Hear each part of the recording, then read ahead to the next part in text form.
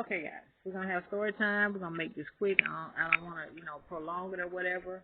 I'm basically gonna tell you about a relationship that I had. I was in a long-term relationship for 8, almost 9 plus years. I was with this guy. I thought he was my forever guy. He was my soulmate. We were gonna be together forever. I could say that, blase this, but fast forward, he actually was to the point where he was cheating. He was cheating with a coworker's sister. Now, I kind of had a woman's intuition that maybe he was, but I was like, no, I'm not going to even think like that, because I was to the point a lot of days when he would want to go to his coworker's house and actually play basketball. I would question it. I was like, he don't play basketball. That ain't nothing he do. But I said, I ain't going to, do whatever. I'm just going to drop him off because, hey, they cool like that. I leave, whatever, however. But anyway, it gets to the point where he's actually seeing this particular female, but he's telling me that he's actually trying to see the brother. The brother's just a bait to get over there to see her. So I'm still in the dark. I don't know for sure if he's with the woman, but I got my women's intuition saying, yeah, he is, but I can't go over there and say nothing to the woman because I want to know for sure that's the type of person I am. Now, when I get to the point that I know for sure they are together, I get to the point where I have been with him so long, I feel like, no, he should not be with her. He needs to be with me. I felt entitled. I can say that now looking back because, you can't hold on to something that's not meant to be, if that makes sense. But anyway, I loved him. I was with him ever since I was 21 years old. When I met him, I had my oldest daughter. She was not his biologically. He helped me along with her. But anyway, I was to the point where I did not want to let him go because I felt like he was a good man to me. But I felt like she was stealing something that I had, and I didn't want her to reap the benefits, if that makes sense. It wasn't about money. It was about time. So I was to the point where we were trying to work on a relationship or however it go, or he was making me think that. I never forget one day I was at the apartment. I had just dropped him off at work, and I just broke down and cried that day. I was like, what is wrong with me? I know I'm not pregnant. I just went and made me some lunch, and I was like, okay, whatever, it's cool. I just kept crying, couldn't stop crying.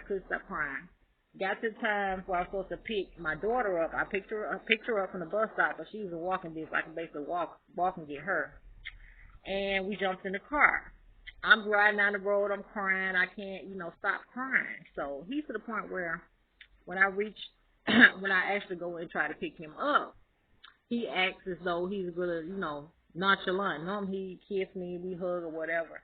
But I noticed the body language was different.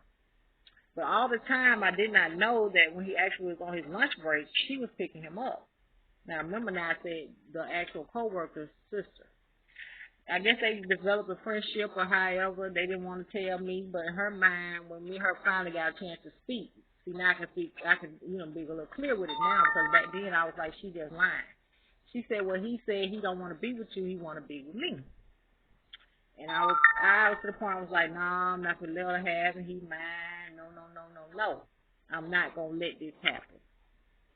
I say this to say one thing. If I could go back to that day and change some things, I would let that man go, and I'm going to tell you why. I'm not going to play the blame game. I'm going to tell you my part in this, too. Now, mind you, I'm telling you that we're still in the part where we're trying to actually be together, so he's telling me. We were in the parking lot one day, and I was talking to him. I said, are you still with her? He was like, no, I ain't still with her. Why you say that? I said, woman's intuition. So we just got to talking. We were chopping it up. Next thing you know, it goes from 0 to 100.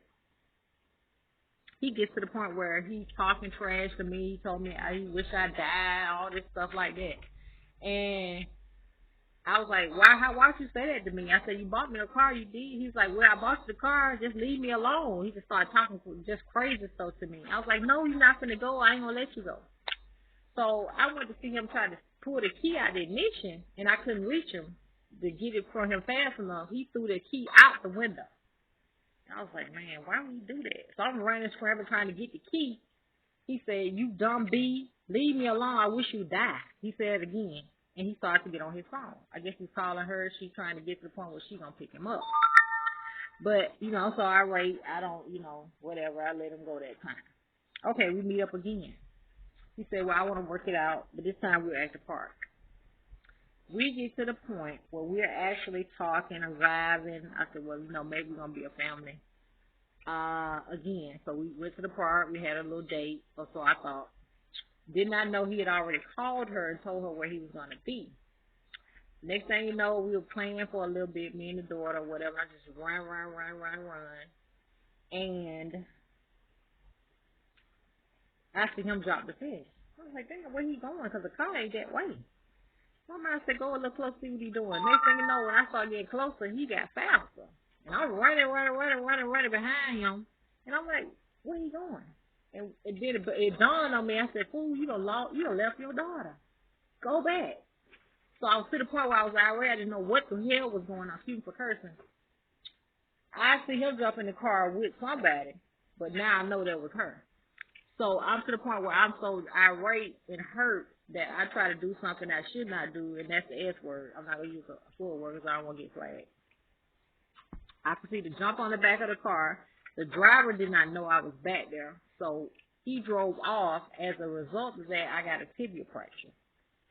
Now, I actually try to limp over there to a fire department where I actually see that's nearby, and they actually get me to the hospital.